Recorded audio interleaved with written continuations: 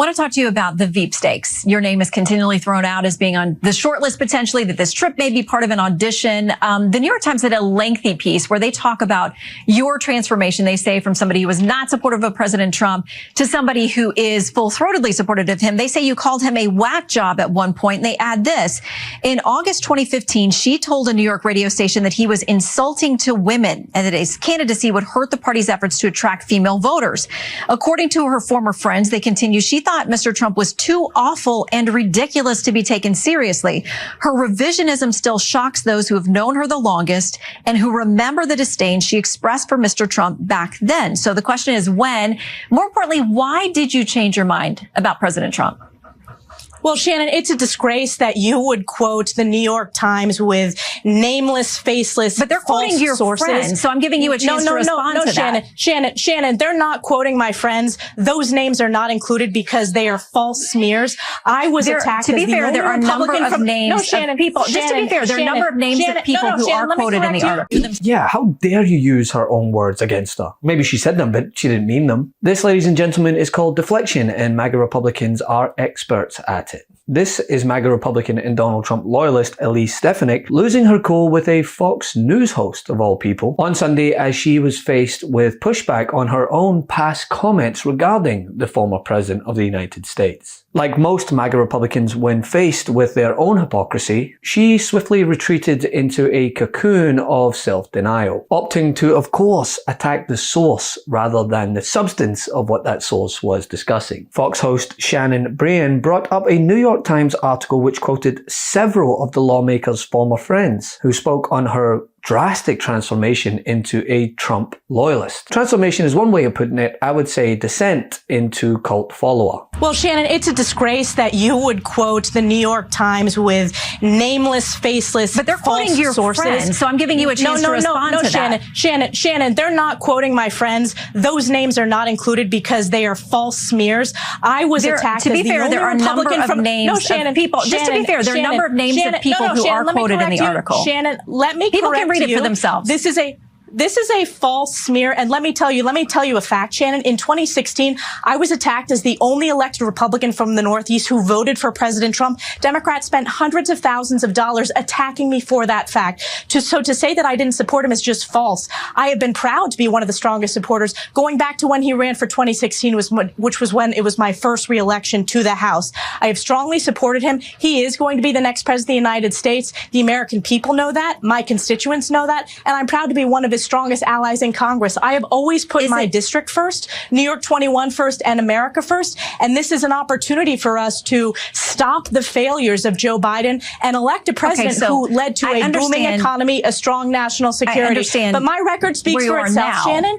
But let me ask you. My record stands for itself. Let me ask you, though, because they quote you on a radio station calling him insulting to women. Is that a misquote? Did you not say that?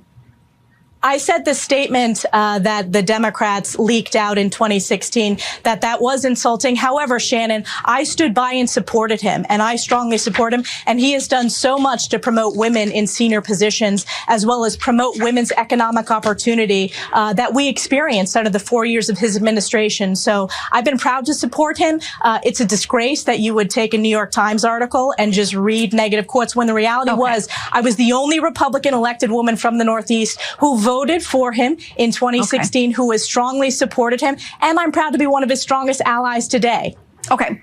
We know where you are today. Folks can go read that article for themselves. There are plenty of names, people who went on the record, and we'll leave it there. Clearly, you are supportive of him now, and we will track and follow where you are on the campaign trail. I was supportive of him then, Shannon, in 2016, as you know. So I hope you will tell the viewers that as well, which I voted for him in 2016 and was attacked for doing so. Congresswoman, we always appreciate your time. Safe travels.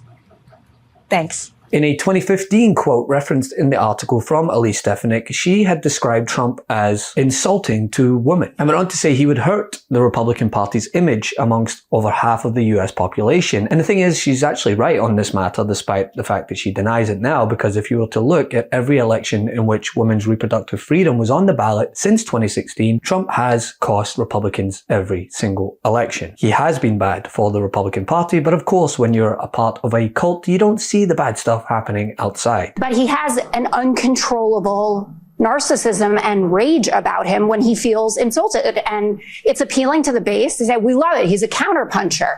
But you've now lost a general election. You've presided over the loss of the Republican Senate, the Republican House. The abortion, it's been on the ballot 7 times. Democrats have swept. And as we mentioned, Election Day 2023 results, they are in, and Democrats scored big in key races, including in Kentucky, Ohio, and Virginia. Starting in Ohio, voters approved an amendment to the state constitution establishing the right to abortion. That measure passed by more than 56%. Virginia Democrats retain the majority in the state Senate and flip the House.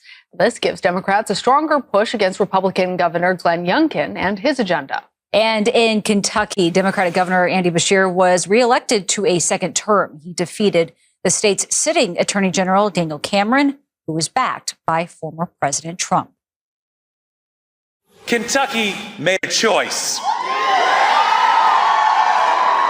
A choice not to move to the right or to the left, but to move forward for every single family. Beshear has seen strong approval ratings despite being a Democrat in a red state. Now, of course, Stefanik said this story, quoting her literal friends, was a smear. Let's just remind ourselves, shall we, of the type of person Elise Stefanik is. I mean, I recall after Donald Trump confused Nikki Haley with Nancy Pelosi, she twisted herself into a pretzel to downplay his clear and obvious error. We're going to turn back to politics now, and this moment from the campaign trail. You know, when she comes here, she gets like 9 people, and the press never reports the crowds, you know. By the way, they never report the crowd on January 6th. You know, Nikki Haley, you know, did you know they destroyed all of the information, all of the evidence, everything, deleted and destroyed all of it, because of lots of things. Like Nikki Haley is in charge of security. We offered her 10,000 people, soldiers, National Guard, so whatever they want. They turned it down. They don't want to talk about that. That isn't a mix-up. The reality is Nikki Haley. She wasn't speaker. Nikki Haley is relying on Democrats, just like Nancy Pelosi, to try to have a desperate showing in New Hampshire. Wait, but he was talking about January 6th. President Trump has not lost a step. He is a stronger candidate, stronger than he is today, than he was in 2016 and he was in 2020. Compare that to Joe Biden's weakness. I can't tell you how disappointed I feel every time I see her talk. She's a clown. Republican Congresswoman Elise Stefanik. What a clown. He confuses Barack Obama. He thinks he's running against Barack Obama, Elise, and you know it. And if you say anything otherwise, you're lying through your teeth. He confused Nikki Haley with Nancy Pelosi on January the 6th. And if you say anything else, you're lying through your teeth. Well, for what? He's not going to pick you as vice president. Give up the ghost. Elise Stefanik. Yeah.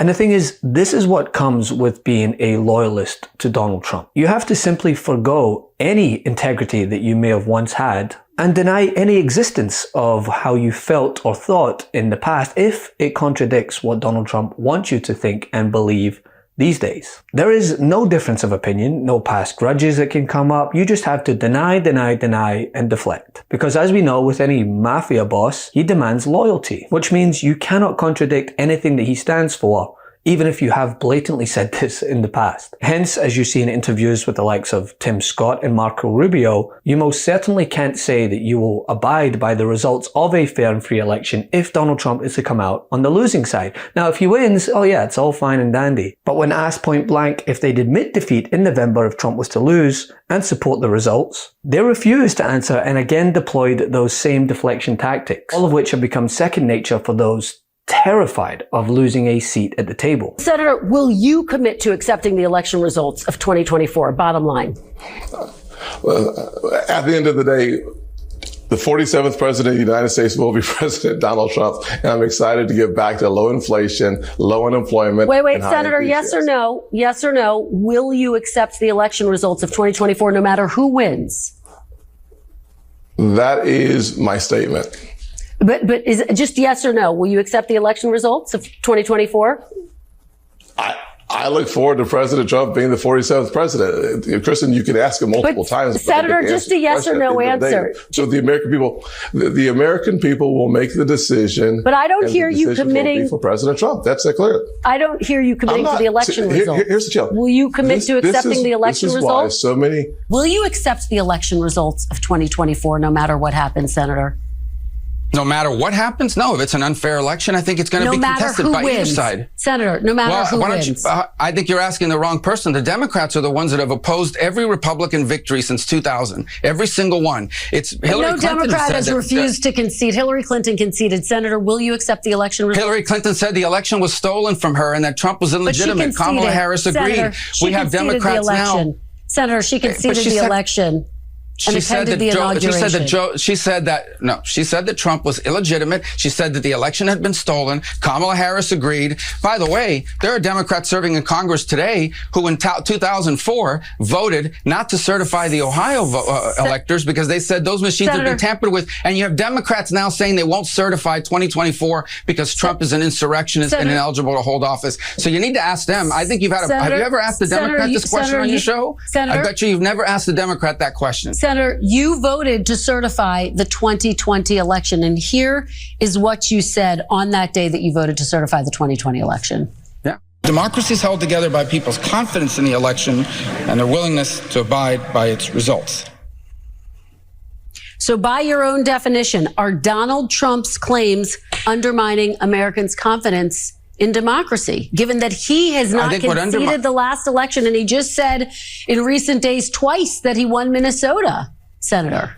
I think what undermines people's confidence in the election is when you have places like Wisconsin with over 500 illegal drop box locations, when you have places like Georgia where liberal groups are paying people $10 per vote. No, but listen, what undermines elections is when NBC News and every major news outlet in America in 2020 censored the Biden laptop story, which turned out to be true, not Russian misinformation, unprecedented. Only you couldn't even talk about it on social media. They would deplatform you.